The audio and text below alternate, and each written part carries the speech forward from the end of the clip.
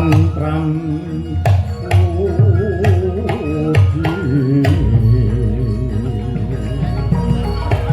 moho asih lawan tresno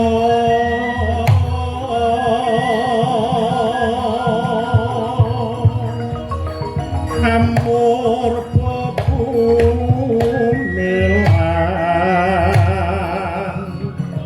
langit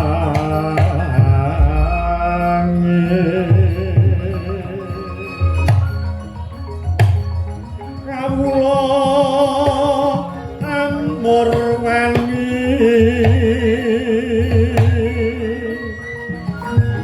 amadar budaya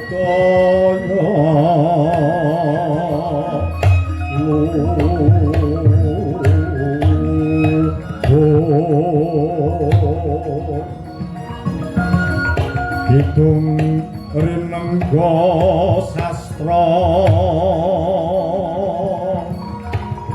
kinurip urung siting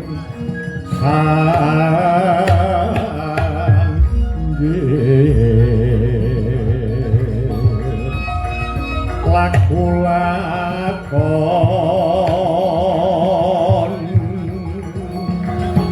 yuwana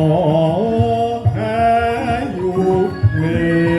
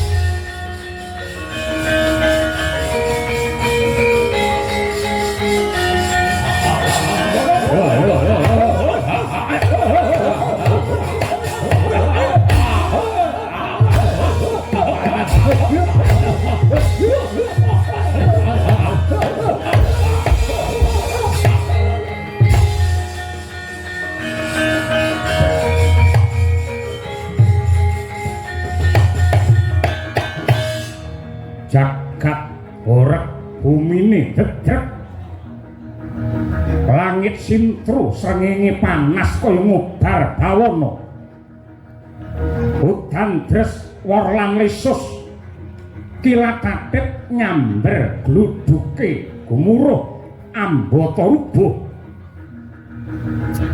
ngancik jaman wesi menungso ngumbar mring birahi hanane mung lali yen ana perkara mung rebut bener waton wani tunggal bangsa wis ora nyawiji kabeh kebrongot rasa iri drengki lan srei karo wong tuwa wis ora ngurmati mulang agama ora dipundi para kiai ora diajeni para santri kang setya tawadhu dianggep budak lan dadi kuli rasa kamanungsan wis ilang kawicaksanan wis kabuncang hukum adil mung kari pengaran-aran kabeh mung golek menang sing tanpa petungan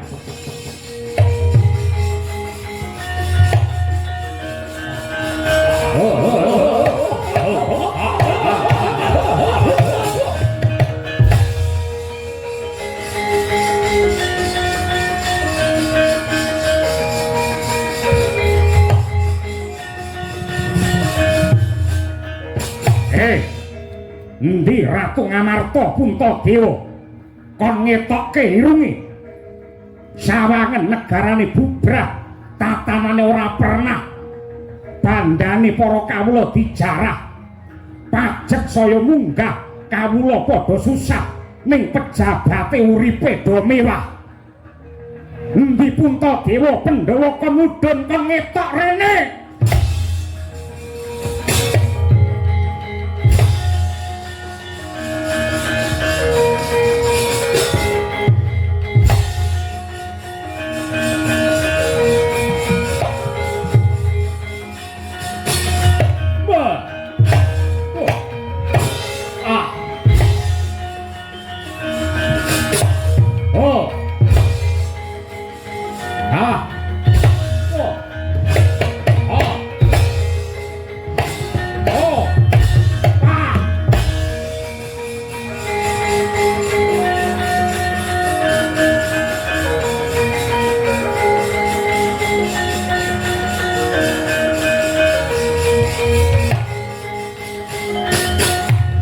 Puntadewa ndi Werkudara ndi Janaka karo kembar kon ngetok biyen nalika padha rekoso janjine kaya enak-enak dipangan ning nyatane bareng ripalungguhan iki dadi panguwasa patrape murang tata hanane mung nyiksa karo para kawula Pandhawa mene beras kena dipangan 5 dina nek ngapusi 5 taun kok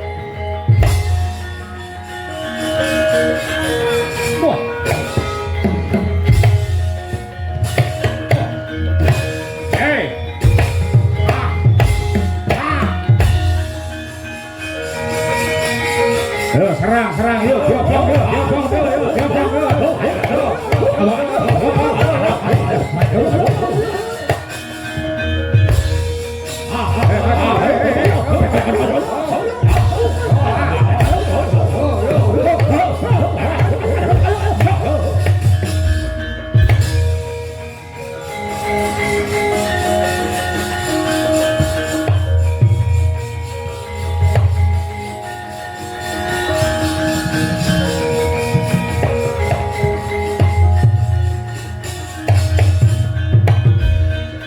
kan samar pamoring suksma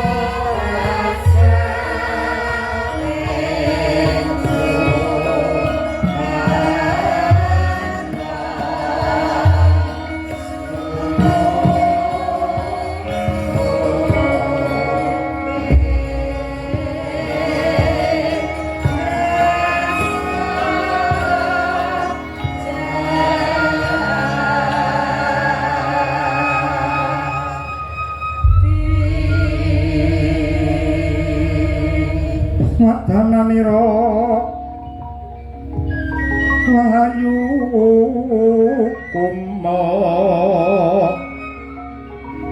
Kocam Rahnya Marak Tani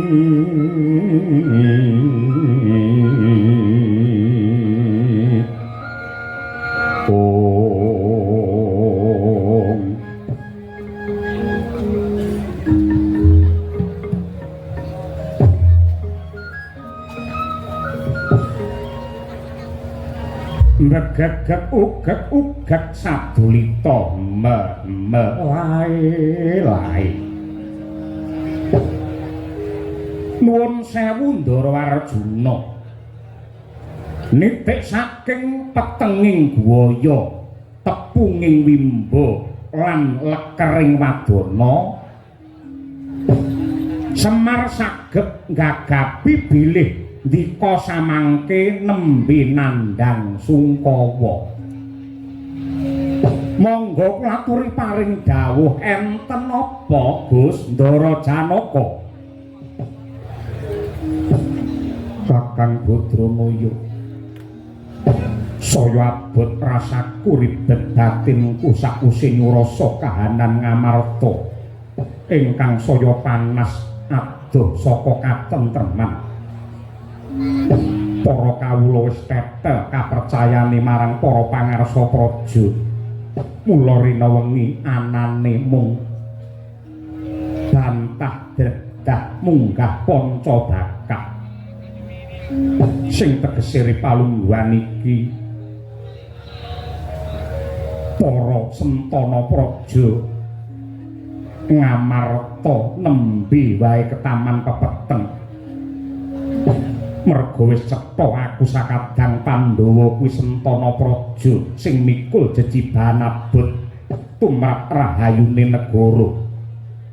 Yen kawula aku tansah goreh rongeh uripe tegese Pandhawa ora sembada mujudake idamane bangsa ya kuwi adil kang ambabar kamulyaning bebrayan agung.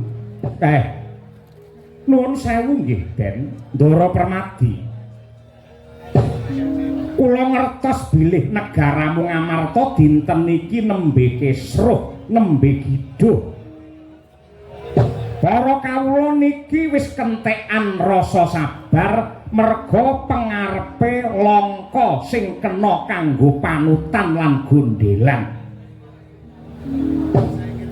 Mbok menawa niki Ngamarta nembe ketrajan jaman kala bendu. Negaramu nembe ketaman utawi ketrajan jaman kala bendu. Titikane jaman kala bendu niku wong bener ora digugu ning sing ngapusi malah ditiru. Wulang agama ora dipaelu ning tindak maksiat dianggep sing paling maju. Para kawula uripe susah wis ora bisa ngguyu. Dodolan apa-apa ya ora payu, golek sandang pangan ya mesti kantu, wong cilik uripe lesu mergo abot mbayar pajak sing larange nekak gulu. Penggedene uripe malah mubra-mubru mangan wareg wetenge nganti mlentu.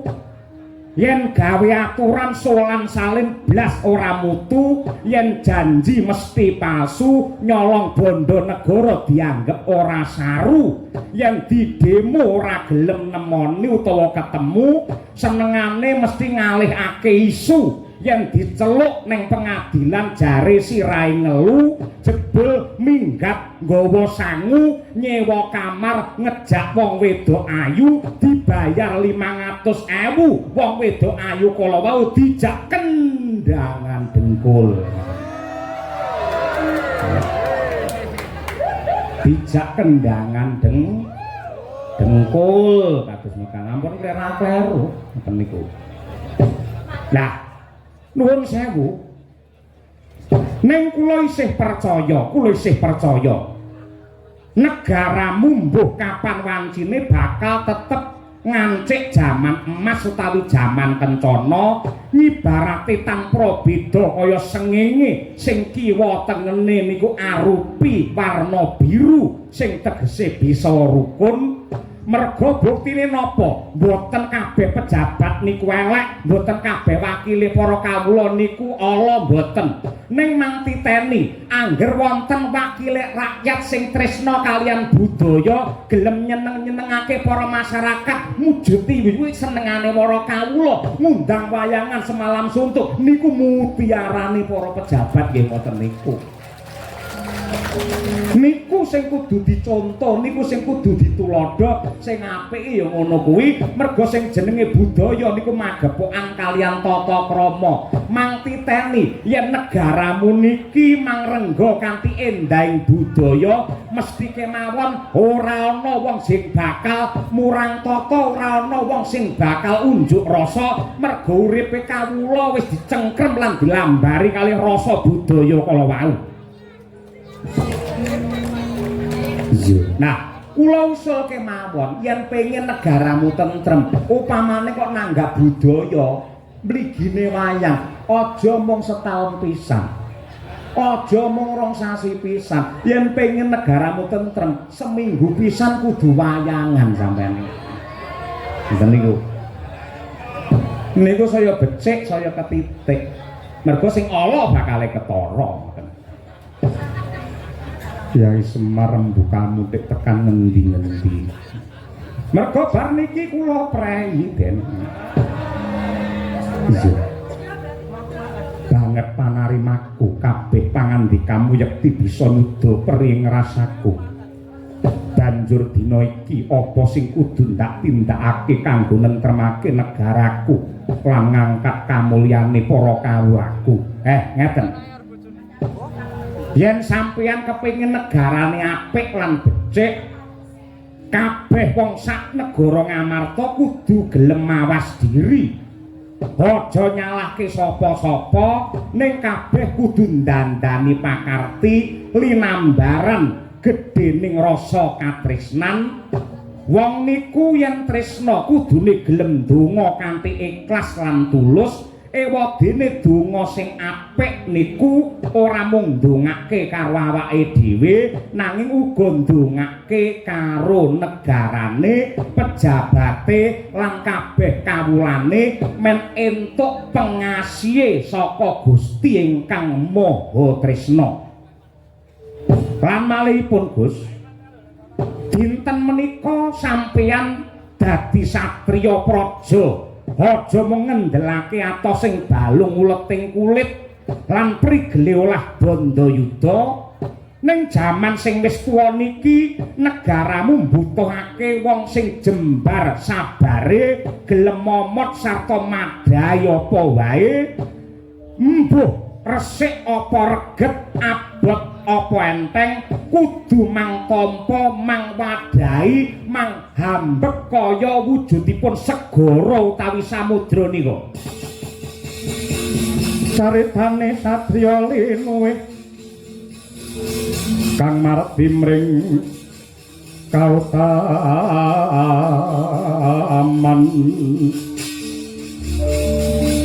tan pegat mring pangestine